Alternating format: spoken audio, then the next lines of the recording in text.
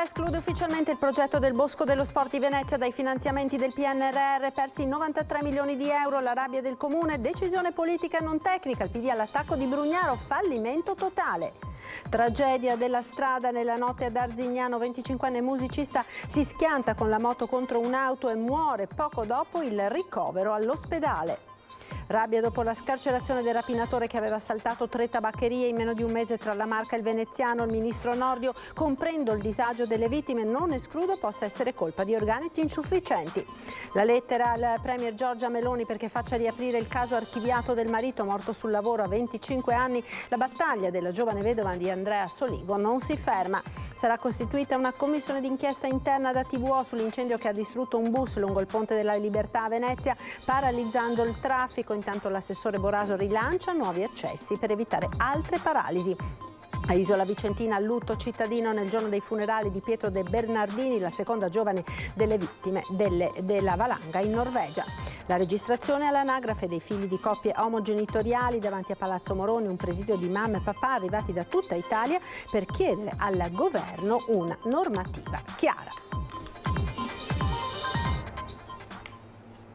Buonasera e ben ritrovati con l'edizione del Veneto dei nostri telegiornali. Cominciamo subito con la cronaca che purtroppo ci porta a registrare l'ennesima vittima della strada. L'incidente si è verificato ad Arzignano, in provincia di Vicenza. Muore un giovane motociclista che è finito con la moto appunto contro un'auto. Si chiamava Giovanni De Marzi, il giovane di 25 anni di Arzignano che è morto nella notte a seguito di un incidente automobilistico all'ospedale San Bortolo di Vicenza. Era arrivato dopo mezzanotte in condizioni disperate, dopo che i sanitari del SUEM avevano cercato di rianimarlo sul posto. Era in sella alla sua moto di media cilindrata dopo le 23 lungo viale Vicenza quando ha centrato un'auto in corsa. La violenza dell'impatto lo ha scaraventato lontano parecchi metri e alla fine i gravi traumi riportati non hanno lasciato scampo al giovane. Secondo le prime indiscrezioni sulla dinamica dell'incidente rilevato dai carabinieri di Valdagno, l'automobilista avrebbe tagliato la strada al Centauro per entrare in un parcheggio. Ad un successivo controllo con l'alcol test, il conducente non avrebbe riportato valori positivi nemmeno sull'uso di sostanze stupefacenti. L'automobilista è uscito praticamente illeso dal sinistro, ma è stato denunciato a piede libero per omicidio stradale. Una disgrazia che ci lascia increduli e colpisce tutta la comunità. Un altro tragico incidente si porta via, o meglio ci porta via un'altra giovane vita, una giovane vita spezzata, quella di Giovanni, un ragazzo splendido. Siamo increduli e esprimiamo, l'amministrazione tutta si unisce nell'esprimere il proprio cordoglio e tutta la vicinanza che può alla famiglia. L'Unione Europea esclude ufficialmente il progetto del Bosco dello Sport di Venezia dai finanziamenti del PNRR, persi 93 milioni di euro. La rabbia del comune, decisione politica e non tecnica, il PD all'attacco di Brugnaro. Sentiamo. L'Europa non finanzierà la realizzazione del Bosco dello Sport di Tessera con i fondi del Piano Nazionale di Ripresa e Resilienza.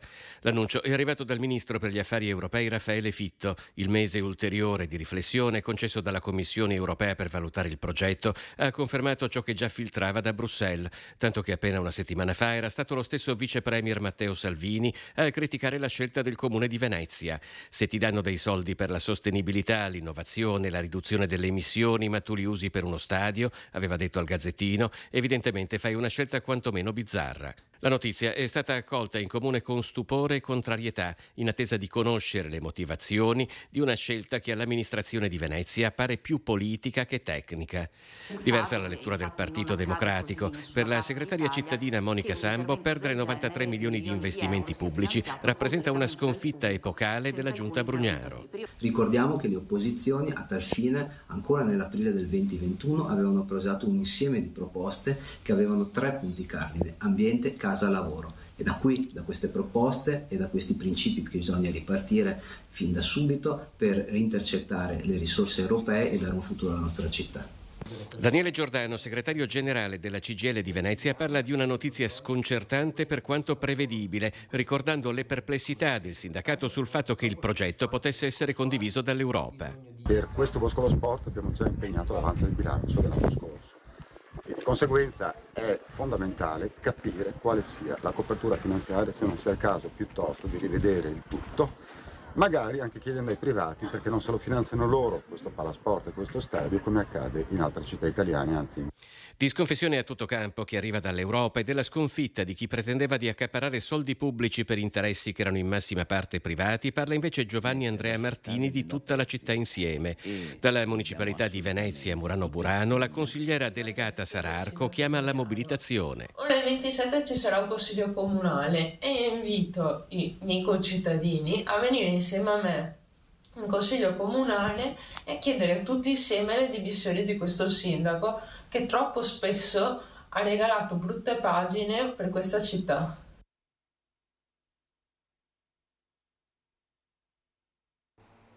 Ci potrebbe essere la carenza di organico nei palazzi di giustizia, secondo il ministro Nordio, all'origine della scarcerazione del rapinatore di Refrontolo arrestato poche settimane fa e del suo complice.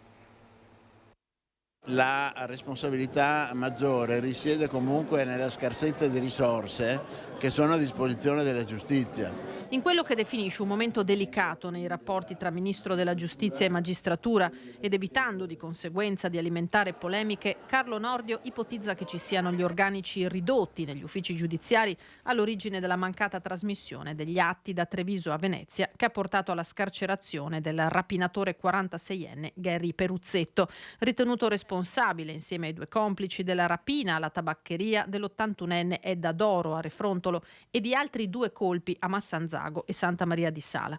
Tabaccaia che, venuta a sapere della liberazione del rapinatore, non ha nascosto il suo sconforto. Naturalmente comprendiamo benissimo il disagio e il dolore della vittima. A Treviso, come a Venezia, come in molte altre città del Veneto, mancano le strutture minime in termini di cancellieri, segretari, che sono indispensabili per far funzionare la giustizia. Sono come i barellieri e gli infermieri e i caposala degli ospedali. Il chirurgo può essere il più bravo del mondo, come i nostri magistrati sono molto bravi e preparati, ma se non hai un'assistenza tecnica e strumentale adeguata, alla fine queste cose possono accadere, proprio perché la carenza di risorse rende possibile anche la lentezza della trasmissione degli atti. Questo quadro, aggiunge il ministro, non significa che l'episodio specifico, il mancato rinnovo dell'ordine di custodia cautelare di Peruzzetto, non vada ricostruito e approfondito, ma aggiunge occorre indagare le circostanze in cui si è verificato. Dopodiché si trarranno le conclusioni. Lo sconforto di Edda Doro, l'81enne rapinata dal bandito ora scarcerato, la stessa che il giorno degli arresti aveva sperato in qualcosa di diverso. Speriamo che li mettano dentro e buttino via la chiave. Tutti mi dicono sta tranquilla, però dirlo è una cosa e così è. L'auspicio di Edda Doro un mese fa, la notizia della cattura della banda, suona ora come una beffa. Dal giorno della rapina, la caparbia 81enne non ha mai smesso di aprire il suo negozio e lavorare, perché la vita va avanti, ci aveva detto più volte. Anche oggi, detto il bancone, ma stavolta la voglia di parlare non c'è. Lo sconforto alla meglio sulle parole. Non dico niente e non voglio saperne più di niente, guarda, tanto... Ma è arrabbiata, signora, di quanto è successo? No, non sono arrabbiata, sono felicissima di quello che è successo. Lei all'epoca aveva detto sarebbe bene buttassero via le chiavi. Sì, ma siccome non le buttano... A comprenderla, primo fra tutti, il sindaco. Quando succedono questi episodi, adesso non so come definire, ma ti cadono le braccia perché, voglio dire, sei contento. In tempi brevi le forze dell'ordine hanno assicurato alla giustizia il delinquente. Insomma, c'era stata soddisfazione per questa operazione che avevano fatto e ci si era anche tranquillizzati. E adesso così tutto svanisce. Lo stesso primo cittadino, il giorno degli arresti, aveva sperato in qualcosa di diverso. È un fatto grave perché insomma dopo il lavoro esemplare fatto dalle forze dell'ordine per assicurare la giustizia a questi delinquenti, diciamo che tutto si svilisce con un errore formale. La cosa più fastidiosa è che è libero per un errore formale, questa è la cosa fastidiosa, perché poi avesse fatto un processo e fosse dimostrata la sua non responsabilità, per l'amor di Dio, ci sono dei giudici, ma qui veramente siamo all'assurdo. È vero che subirà un processo, ma insomma col processo diciamo che partiamo molto male. Una lettera alla Premier Giorgia Meloni affinché faccia riaprire il caso archiviato del marito morto sul lavoro a soli 25 anni. La battaglia legale della giovane vedova di Andrea Soligo non si ferma. Scrivo a lei perché, come me, è mamma e sono sicura che potrà capire meglio di chiunque altro la mia profonda disperazione. Sto provando a smuovere le montagne per avere giustizia perché lo devo a mio marito e ai nostri bambini di 3 e 5 anni e nonostante ci siano elementi evidenti che l'incidente si poteva evitare, è stato deciso che non avrà responsabilità. Giorgia non si arrende e stavolta la sua lettera è inviata alla Presidente del Consiglio, Meloni. Dopo i messaggi al Capo dello Stato e al Ministro Nordio, è a Palazzo Chigi che si rivolge Giorgia Gatto, la giovane mamma vedova di Andrea Soligo, il 25enne di Vedelago, morto sul lavoro cadendo da una scala il 5 gennaio 2022 a Tezze sul Brenta. L'archiviazione a dicembre, come richiesto dal pubblico ministero, per impossibilità di ricostruire la dinamica dell'incidente. Da allora Giorgia, assistita dagli avvocati Fabio Capraro e Marco Bonazzi, ha iniziato la sua battaglia. Quello che è successo a mio marito non può essere archiviato così come se nulla fosse. Merita verità, io lo sto facendo per lui, perché lui non ha più voce, quindi ci sono io, ma soprattutto per i bimbi. Ed un ultimo accorato appello di richiesta di riapertura del caso lo ha fatto in un'altra missiva inviata questa volta direttamente al procuratore di Vicenza. Non voglio a tutti i costi che qualcuno venga condannato per la morte di Andrea, ma quantomeno vorrei che venisse approfondita, magari con una perizia, la dinamica dell'incidente. Appurare le vere cause di quanto accaduto potrebbe essere da deterrente per altri incidenti e per fare in modo che questo dolore non colpisca altre mogli, altri bambini, altri genitori, altri fratelli. Dopo l'incendio del bus che ha paralizzato la viabilità sul Ponte della Libertà, ieri ci vorrà un'altra settimana prima che il tram possa tornare ad arrivare a Venezia, ma soprattutto l'incidente ha riproposto con forza la necessità di creare accessi alternativi alla città per evitare altre paralisi. A meno di 24 ore dall'incendio dell'autobus ATV che ha bloccato il Ponte della Libertà e messo in ginocchio il traffico da e per Venezia per un intero pomeriggio, la situazione appare rientrata alla normalità. Dalle 2 alle 5 di mattina squadre di operai hanno lavorato alla riasfaltatura della carreggiata, ma per il ritorno del tram bisognerà aspettare almeno una settimana. Abbiamo dovuto togliere questa notte 30 metri di rotaia, abbiamo dovuto ovviamente constatare il danno alla resina che tiene ferma la rotaia e soprattutto la parte aerea è stata danneggiata. Il pomeriggio di passione che ha visto migliaia di persone bloccate per ore da entrambe le parti del ponte ha però riproposto con forza un problema noto e strutturale della viabilità veneziana. Alle mie spalle ci sono i 3 km 850 metri che dividono Venezia dalla terraferma. Questa infrastruttura fu costruita, fu inaugurata esattamente 90 anni fa, il 25 aprile del 1933 e accanto al ponte ferroviario che scorre parallelo, che invece fu costruito quasi un secolo prima, nel 1844, è l'unico modo per collegare Venezia alla terraferma. Però se si ferma questo ponte è finita. È dal 1997 che qui pianifichiamo i terminal. Quanto sarebbero stati utili dei terminal che noi prevediamo a Fusina, Pili San Giuliano, Tessera e Montiron in una situazione di emergenza come quella di ieri. L'introduzione di linee di vaporetti tra Venezia e il suo entroterra potrebbe aiutare a gestire non solo i flussi turistici, ma il suo sommarsi a quel continuo trasporto di migliaia di pendolari in entrata o in uscita da Venezia, che percorrono quotidianamente il Ponte della Libertà a bordo di automobili, bus, tram e treni. Nel frattempo l'assessore Boraso smentisce che ieri siano state elevate multe ad automobilisti in coda e spiega perché le 2 corsie verso Mestre non siano state aperte subito a doppio senso di marcia per iniziare a smaltire il traffico. Noi avevamo un problema di sicurezza. Chi ha visto bene le immagini ha visto la potenza dell'incendio e poi ha sentito, voi avete visto in rete girare anche le esplosioni. È evidente che in una situazione del genere di pericolosità, finché non siamo rientrati in termini di sicurezza, non era possibile riaprire l'altra corsia. Sono stati salvati grazie all'intervento provvidenziale di un tassista acqueo e di 3 feriti. Il bilancio dell'incidente nautico accaduto ieri sera a Venezia intorno alle 22 quando un barchino ha urtato una bricola tra San Giobbe e il Ponte della Libertà. Violentissimo l'impatto al punto che i 3 sono stati sbalzati fuori dopo un volo di diversi metri finendo in acqua. I 2 feriti gravi di 28 e 30 anni sono stati portati all'ospedale civile di Venezia e ricoverati rispettivamente in chirurgia e neurologia. Il terzo, recuperato prima dell'arrivo dei soccorsi da un'altra imbarcazione, si trova nel reparto di neurochirurgia dell'ospedale dell'Angelo di Mestre. Le loro condizioni sono monitorate dal personale medico. Sul posto anche i sommozzatori dei vigili del fuoco ed il nucleo natanti della polizia locale per ricostruire la dinamica dello scontro. Ed ora linea alla regia, ci fermiamo per la pubblicità. A tra poco. La chiesa parrocchiale di Isola Vicentina gremita per l'ultimo saluto a Pietro de Bernardin, la seconda giovane vittima della valanga in Norvegia.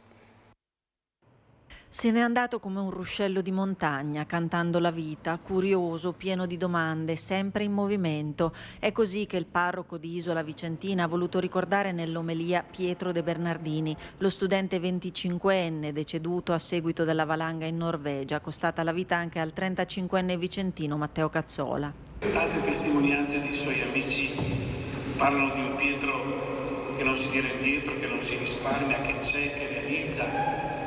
Persona piena, la sua ricerca, il suo provare e riprovare. Pietro era un ruscello di montagna, pieno di suoni e salti e rincorse. Un ruscello che canta la vita, mai uno stagno fermo e imbevibile. Ci aiuta la parola, ci entri nel cuore, sia come balsamo per questo giorno. Chiesa parrocchiale gremita, parenti, professori di Pietro, gli amici arrivati dall'Olanda dove studiava, prossimo alla laurea magistrale, pensieri, commozione, ricordi di energia, grande vitalità, passione per la natura che oggi rende la riflessione ancora più profonda in occasione della giornata mondiale della terra. Credo che chi fa l'esperienza pura della montagna non è rivista e non ha sempre l'orologio sotto mano per, continuamente scavalcare e passare record, ma la vive anche con questa dimensione grande, del desiderio di salire, di mettersi alla prova, certo, ma anche di contemplare e di sentirsi parte di un tutto. Ricordo che oggi è la giornata della terra e Pietro adesso contempla questo nostro pianeta azzurro, lo contempla dall'alto. E poi l'invito a tutti ad essere ruscello e non stagno, ad alzare lo sguardo e correre, ad andare sempre un passo avanti, ad essere sempre veri e fedeli ai propri sogni e ideali. Un richiamo al testo della canzone 20 anni dei Maneskin, tanto amata da Pietro.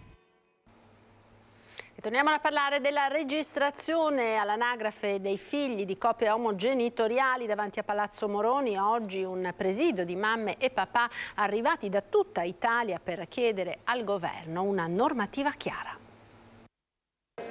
Mamme, papà, tanti bambini. Si è colorato del fucsia, simbolo delle famiglie arcobaleno, all'Iston davanti al comune di Padova, un presidio per chiedere di essere riconosciuti come famiglia. Valentina e Daniela hanno una bambina di 11 mesi, vivono nel Vicentino, ma la loro figlia è stata iscritta all'anagrafe a Padova. È una dei 33 figli di coppie formate da 2 mamme che attendono la decisione della procura. Abbiamo trascritto il suo atto di nascita insieme qui a Padova. E lei è una purtroppo di 33 bambini e bambine che sono a rischio di veder stralciata la propria identità. Lei si ritroverebbe di punto in bianco ad essere una cittadina a metà. Oggi lei ha 2 mamme che possono prendere dei permessi al lavoro entrambe per i suoi bisogni e se il suo documento, il suo atto di nascita, scusate, verrà stralciato, queste 2 mamme non lo potranno più fare, lo potrà fare una soltanto. Ha 2 mamme che possono occuparsi della sua salute, la sua vita intera, la sua identità cambierebbero se lei non avesse noi come mamme entrambe. e perderebbe anche una parte della famiglia, non solo una mamma, ma perderebbe 2 nonni, perderebbe degli zii, perderebbe dei cugini, perderebbe una comunità intera che può sostenerla, aiutarla qualora succeda qualcosa a una delle 2. Figli piccoli, ragazzi ormai quasi maggiorenni come Elisabetta, padovana, in piazza con il figlio Leonardo. È giusto stare accanto a chi invece ha bambini piccoli, bambini che è giusto che abbiano i propri diritti da famiglia. Com'è andata la vostra storia? Come avete fatto con vostro figlio? È andata in una maniera semplice, indipendentemente da lui, lei, è andato come qualsiasi persona che incontra un'altra persona, che si innamora di un'altra persona, che rischia e cerca di fare una famiglia. Ti senti in qualche modo diverso dai tuoi coetanei? Hai 2 mamme, hai anche un papà. Come vivi questa esperienza? Io non vedo tutte queste granché di differenze. Le madri sono un po' più severe, secondo il mio punto di vista, quindi ci sono un po' più regole, ma non è che ci sia uno stravolgimento della vita normale. È anche una cosa nuova quella di avere una famiglia con 2 genitori maschi o 2 genitori femmina, e c'è da fare una traslazione, però sì, è un po' brutto che bisogna andare in piazza per rivendicare il diritto alla famiglia, che è uno dei più importanti secondo me. Con loro i rappresentanti nazionali delle famiglie arcobaleno. A Padova il sindaco ha dimostrato una grandissima responsabilità civile e una grandissima responsabilità rispetto al suo ruolo, dare ai minori le maggiori tutele possibili, che è quello che dovrebbe fare uno Stato democratico. Ed era questo l'ultimo servizio, grazie per essere stati con noi, ci salutiamo come sempre dando uno sguardo alle previsioni del tempo per le prossime ore. Arrivederci.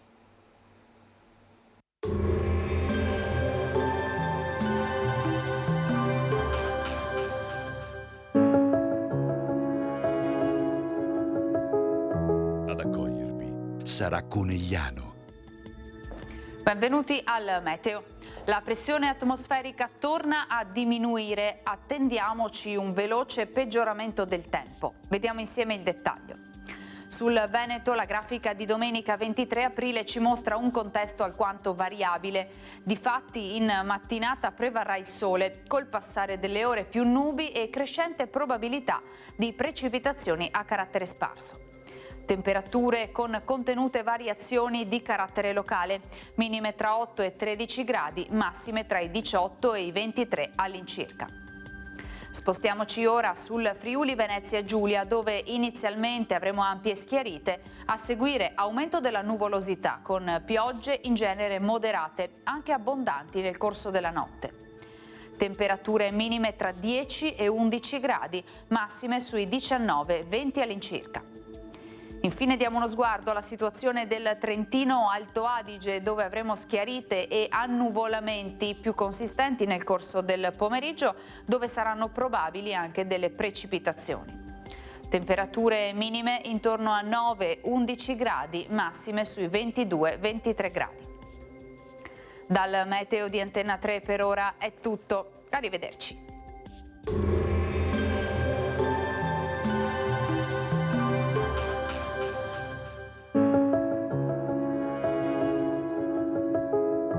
Ad accogliervi sarà Conegliano.